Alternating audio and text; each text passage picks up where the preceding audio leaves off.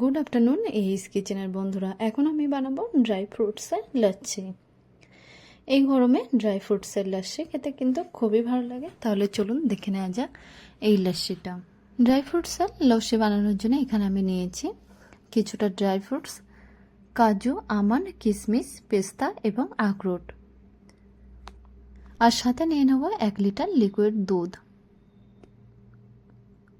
এবার একটা ব্লেন্ডার জারের মধ্যে একে একে ড্রাই ফ্রুটসগুলো দিয়ে দিচ্ছি। প্রথমে দিয়ে দেব আমন্ড, এরপরে দেব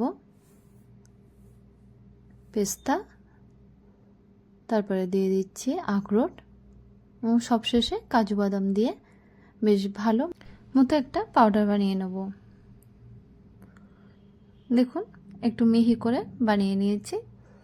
এরপরে ব্লেন্ডার জারের মধ্যে দিয়ে দিচ্ছি কিশমিশ আর অল্প একটু লিকুইড দুধ দিয়ে এগুলো একটা মিহি পেস্ট বানিয়ে নিচ্ছে। দেখুন কিশমিশ এবং দুধটা পেস্ট বানানো হয়ে গেছে। এবার মিডিয়াম ফ্লেমে একটি পাত্র রেখে পাত্রের মধ্যে 1 লিটার দুধ দিয়ে দেবো আর দুধের সাথে দিয়ে দিচ্ছি কিছুটা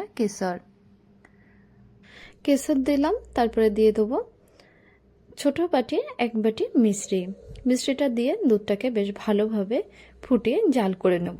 এরপরে এর মধ্যে দিয়ে দেবো পাউডার করে রাখা বাদামের পেস্টগুলো আর দিয়ে দেবো দুধ দিয়ে কিশমিশ পেস্ট।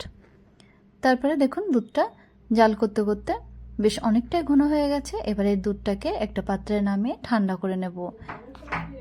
এবার দুধের মধ্যে মিশিয়ে দিচ্ছি 1 চামচ চিয়া সিড, সেটা ভিজিয়ে রেখেছিলাম। তারপরে দুধের মধ্যে মিশিয়ে দিলাম। দেখুন দুধটাকে বেশ ভালোভাবে মিশিয়ে নিচ্ছি। এরপরে দিয়ে দেবো এই চামচের 1 থেকে 1.5 চামচ রুয়াবজাটা বেশ ভালোভাবে দুধের সাথে মিশিয়ে নিচ্ছি। তৈরি হয়ে গেছে ড্রাই ফ্রুটসের লাচ্ছি। দেখুন এই লাচ্ছিটা দেখতে কিন্তু অনেক বেশি সুন্দর হয়েছে। এবার দুটো সার্ভিসিং গ্লাসের মধ্যে নিয়ে নেব আর উপর থেকে 2 থেকে 3 টুকরো বরফ দিয়ে দিচ্ছি। তারপরে কিছুটা ড্রাই ফ্রুটস একদম মিহি করে কেটে রেখেছিলাম সেগুলো উপর থেকে গার্নিশের জন্য দিয়ে দিচ্ছি। তৈরি হয়ে গেছে ড্রাই ফ্রুটসের লাচ্ছি। তীব্র গরমে ড্রাই ফ্রুটসের লস্যি খেতে কিন্তু খুবই ভালো লাগে আর এটা আমাদের স্বাস্থ্যের জন্য খুবই উপকারী।